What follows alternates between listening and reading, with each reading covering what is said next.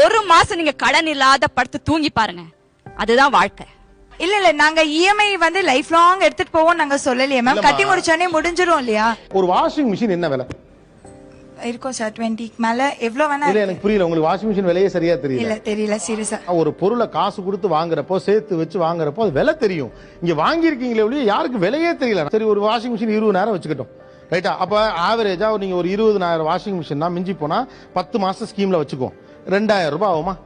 இந்த 2,000 ரூபாய் மாசம் மாசம் இஎம்ஐ கொடுக்கறதுக்கு பதிலா சேர்த்து வாங்கினா தான் என்ன?